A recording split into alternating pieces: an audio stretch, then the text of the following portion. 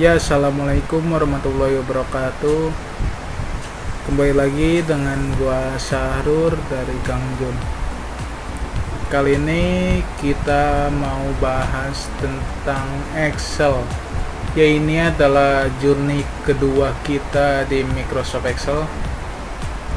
Pembahasan kali ini itu tentang rumus atau formula pada Excel. Dan yang gua bahas di sini adalah formula atau rumus yang sering dipakai pada masyarakat umum.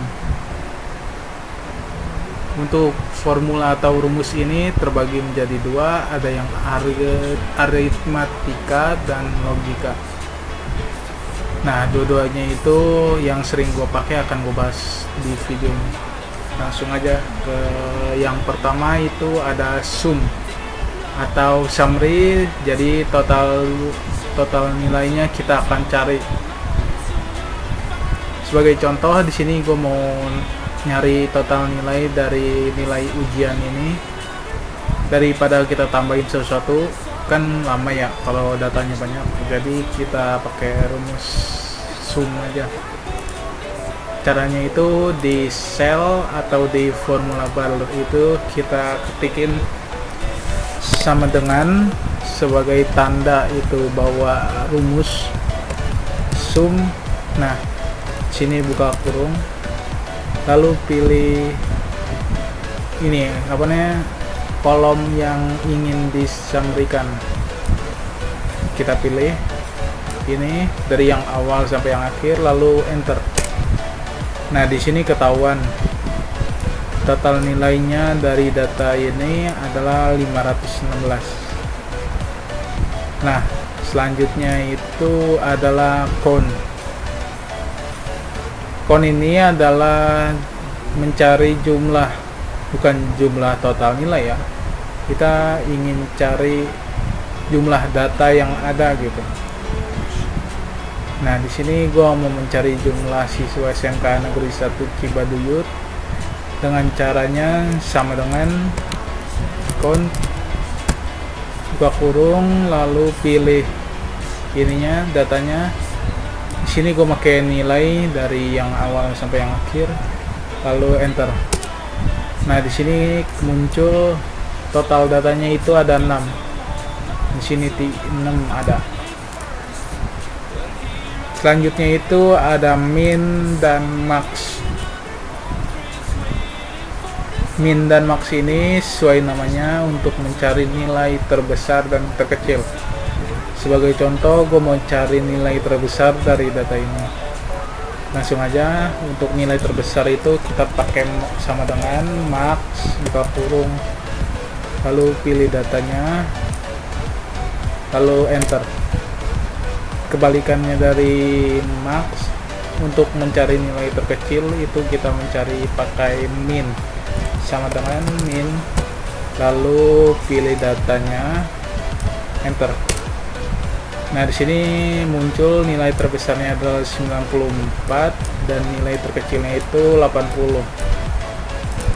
Selanjutnya itu average atau rata-rata atau nilai tengah. Kita di sini untuk mencari nilai rata-rata pada suatu data ini. Caranya itu gampang, sama dengan average, buka kurung, lalu pilih nilainya yang ingin dihitung nilai rata-ratanya, lalu enter. Nah, sini muncul nilai rata-ratanya adalah 86. Selanjutnya itu ada len.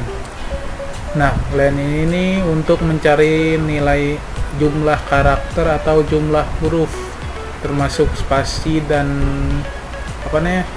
simbol-simbol seperti titik, koma, lalu tanda tanya, itu kehitung jadi jumlah karakter. Nah, sebagai contoh, gue mau mencari nilai jumlah huruf dari sini. Caranya sama dengan len, buka kurung, lalu pilih datanya, enter. Nah, di sini muncul jumlah hurufnya itu 32 termasuk spasi. Nah, selanjutnya itu ada left, mid, right. Di sini itu untuk mencari kata dari suatu kalimat. Untuk yang left itu berarti dari kiri, mid itu dari tengah atau dari spesifik, dari start start apa nih, start dari huruf keberapa gitu. Yang ketiga itu right itu berarti dari kanan. Nah di sini sebagai contoh gue mau ngambil ini dari kata ini sama dengan left, buka kurung, pilih datanya. Nah di sini titik koma atau koma. Titik koma itu untuk pemisah gitu ke step berikutnya. Kalau gue pakai titik koma, ada yang pakai koma. Nah di sini ada numchar, berarti mau diambil berapa huruf gitu dari kiri. Berarti kita mau masukin 10, lalu enter. Nah di sini muncul 10 huruf dari kalimat ini adalah ini, Kang John. Lalu mid sama dengan mid, buka kurung, pilih kalimatnya. Nah di sini bedanya dengan left itu dia ada mau start dari kalimat keberapa. Sebagai contoh kita mau masukin 11, jadi startnya itu dari 11. Nah ini total karakternya misalnya 10 juga, lalu enter. Nah di sini muncul tempatnya, terus spasi. Nah kalau yang ini itu sama kayak left tapi dari kanan bukan dari kiri. Caranya itu sama dengan right, pilih datanya, terus 10. Ini total karakter yang mau diambil. Sebagai contoh 10, terus enter. Nah di sini muncul juga. Selanjutnya itu ada fixed dan round.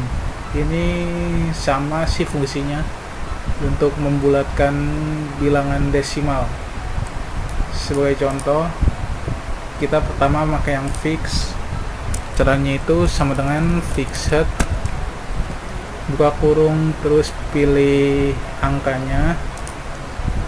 Terus di sini mau berapa angka di belakang koma gitu. Sebagai contoh 2 angka di belakang koma, jadi kita enter, kita pilih 2 lalu enter. Nah di sini muncul 8,08 dari 8,08201. Nah yang round ini juga sama untuk membulatkan. Sebagai contoh kita pakai yang round, buka kurung, pilih angkanya. Nah sebagai contoh kita pakai 1 angka di belakang koma, berarti 1, lalu enter. Nah di sini muncul 8,1, ini 8,2, 8,8. Nah selanjutnya itu ada if. If ini fungsinya untuk kondisional. Sebagai contoh di sini ada nilai dan ini keterangannya. Nah sebagai contoh dia akan mendapatkan A jika nilainya itu lebih dari sama dengan 90. Dia akan mendapatkan B jika nilainya lebih dari sama dengan 85, dan dia akan mendapatkan C jika lebih dari sama dengan 80. Langsung aja ke rumusnya. Di sini sama dengan if, buka kurung, terus kita pilih datanya. Misalnya ini nilai yang mau kita cari, berarti kita pilih nilai. If F4 lebih dari sama dengan 90, berarti dia akan masuk A ya. Di sini ada A, masuk A. Nah di sini titik koma lagi. Kita di sini if false, kita bisa masukin lagi untuk else if. Misalnya ini nggak masuk ke A, kita masukin aja if lagi, if, buka kurung lagi, pilih lagi datanya, lebih dari sama dengan 85, berarti ini B. Nah di sini kita masukin lagi if, terus buka kurung, pilih angkanya sama dengan lebih dari sama dengan 80 sama dengan C. Nah, di sini ada if false, berarti kita masukin error karena dia nggak masuk ke kondisi kita. Setelah kita enter, nah di sini kita muncul. Nah, jadi nilai 84 ini lebih dari sama dengan dapat C karena nggak memenuhi standar B. Nah, di sini juga ada yang dapat A karena lebih dari standar A. Untuk lebih jelasnya, gua akan buatin video untuk if ini, logika if.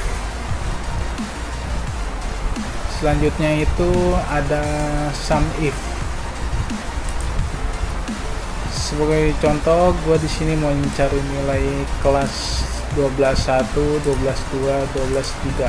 Ini sama seperti sum, dia untuk mencari total nilai tapi pakai kondisi. Sebagai contoh, gue mau ngambil ini sama dengan sum if. Nah, ini kita pilih kondisinya, misalnya kita mau ngambil kelasnya, berarti kita kolom kelas, kriterianya itu 12.1. Nah, titik koma lagi, sum range-nya itu berarti total nilainya, lalu enter. Nah, sini muncul yang 12.1 itu total nilainya 174. Kita copy aja buat yang bawahnya. Nah, di sini kita ubah yang 12.2, kita ubah juga, kita tambahin lagi buat 12.3. Enter. Nah, di sini dia otomatis masuk ke kondisi-kondisinya. Ini untuk 12.1, 12.2, 12.3. Ya, selanjutnya itu ada count if. Ini sama kayak count tapi dia pakai kondisi juga. Di sini gue mau cari siswa yang laki-laki sama yang perempuan. Ini jumlah siswanya ya, bukan nilainya, bukan total nilainya. Kalau total nilai kan tadi pakai sum if. Nah, kalau ini pakai count, berarti sama dengan count if, buka kurung, pilih jenis kelaminnya, data yang ada jenis kelaminnya, kita titik koma, lalu kriterianya itu laki-laki, tutup kurung, enter. Nah, di sini ada siswa laki-laki 4. Kita copy buat yang perempuan, lalu kita ganti perempuan. Nah, di sini muncul juga 2. Nah, selanjutnya itu ada proper, upper, dan lower. Proper ini untuk ini mengganti atau merubah atau mengkoreksi kalimat sebagai huruf kapital di awal. Sebagai contoh, dari kalimat ini kita mau benerin karena ini kan acak-acakan tuh ya. Sama dengan proper, buka kurung, lalu pilih datanya, enter. Nah, di sini jadi kekoreksi, hanya di awal kata dia kapital hurufnya. Selanjutnya itu upper, untuk merubah atau mengkoreksi kalimat menjadi huruf besar semua. Sama dengan upper, lalu buka kurung, pilih datanya, enter. Nah, ini kan berubah jadi huruf besar semua. Nah, yang lower ini kebalikannya dari upper, untuk merubah jadi huruf kecil semua. Caranya sama dengan lower, pilih datanya, enter. Nah, selanjutnya itu concatenate. Nah, ini fungsinya itu untuk menghubungkan atau menjadikan satu dari kata-kata yang terpisah gini. Sebagai contoh, gua mau menggabungin ini semua. Caranya itu sama dengan concatenate buka kurung, pilih kalimat yang pertama, terus titik koma kalimat kedua, titik koma kalimat ketiga, titik koma kalimat keempat, titik koma kalimat kelima, lalu enter. Nah di sini bakal acak-acakan karena kita nggak pakai spasi. Caranya memisahkan dengan spasi itu, setelah titik koma itu kita kasih petik, spasi, petik, terus titik koma. Nah selanjutnya juga petik, spasi, petik, titik koma. Di sini juga sama, petik, spasi, petik, titik koma. Di selanjutnya juga sama, petik, spasi, petik, titik koma, enter. Nah di sini akan menjadi satu kalimat-kalimat ini dengan pemisah spasi. Selanjutnya itu date, now, year, month, day. Nah fungsinya ini untuk merubah format dari yang kita input menjadi date. Caranya date, terus year-nya ini 2021, month-nya ini 7, day-nya ini 14. Bentar. Nah dia otomatis jadi seperti ini. Nah untuk now ini dia mencari tanggal dan jam sekarang, sama dengan now, buka kurung, tutup kurung, enter. Nah dia otomatis ambil dengan sesuai ini. Selanjutnya itu year. Nah ini sama seperti now, mengambil tanggal sekarang tapi dia mau ngambil tahun. Caranya itu sama dengan year, terus buka kurung now, buka kurung, tutup kurung, enter. Nah ambil. Kalau month ini sama seperti year, sama dengan month, now, buka kurung, tutup kurung. Nah ambil 7. Day juga sama seperti year dan month, tapi dia mengambil day, sama dengan day, now, buka kurung, tutup kurung, enter. Nah sini keambil. Dari data ini juga sama, ngambil tahun, bulan, dan tanggal sekarang. Selanjutnya itu ada VLOOKUP dan HLOOKUP. VLOOKUP ini untuk mencari data dari database ke tabel yang kita buat. Sebagai contoh, gue mau ambil keterangan nilai dari data ini. Nah daripada kita harus mencari satu-satu, kita CTRL ini, terus kita cari di sini, terus kita masukin sini, kan ribet ya. Jadi caranya itu gampang, kita pakai VLOOKUP. Nah VLOOKUP ini kita pilih niche atau primary key, kata kunci yang utama. Di sini gue pakai niche karena dia spesifik. Untuk setiap siswa pasti punya niche-nya masing-masing. Kita titik koma. Nah ini ada table array atau database-nya. Di sini sebagai contoh gua mau ambil dari sini. Nah di sini kan kita harus pastiin itu niche-nya itu di yang kolom pertama kita pilih. Lalu kita ambil ke sebelahnya. Kan niche 1, ini 2, ini 3, ini 4, ini 5, ini 6. Nah berarti keterangan ini ada di kolom ke-6. Ya. Lalu kita titik koma lagi. Nah di sini tadi yang totalnya berapa ini? Kan ke 6 ya. Berarti kita masukin 6. Lalu false atau 0. Lalu enter. Nah di sini muncul datanya. Nah untuk kita tarik ke bawah kan pasti acak-acakan ya. Tuh. Pasti acak-acakan ininya nih ya, tabel reference-nya ya. Untuk mengatasinya itu gampang, kita tinggal klik di sini table array, kita pencet di B7 itu kita pencet F4. Di sini juga sama F4 di yang G12. Lalu enter. Fungsinya dolar ini biar nggak pindah resource datanya. Lalu enter. Nah kita tarik ulang.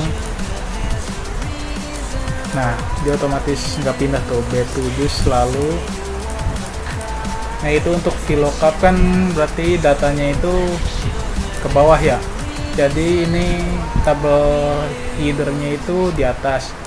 Kalau VLOOKUP itu kebalikannya, jadi datanya itu ke samping. Ini untuk niche-nya, ini untuk ininya, tabel headernya. Caranya sama, kita sama dengan lookup, kita pilih niche atau primary key, lalu kita pilih datanya.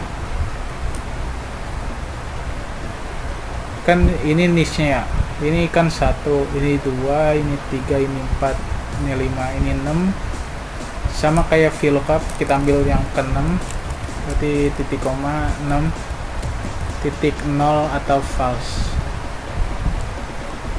Nah di sini C14 juga kita F4 juga biar spesifik. 4 F4 juga, enter. Nah kita tarik ke bawah. Nah di sini udah otomatis dia, daripada harus cari satu-satu kan capek ya. Nah mungkin untuk sementara itu dulu ini ya pembahasan kali ini. Jangan lupa subscribe, kita bakal nyari pembahasan yang lain yang pasti seru lah tentang Excel ini. Jangan lupa subscribe. Sampai jumpa di video selanjutnya. Terima kasih.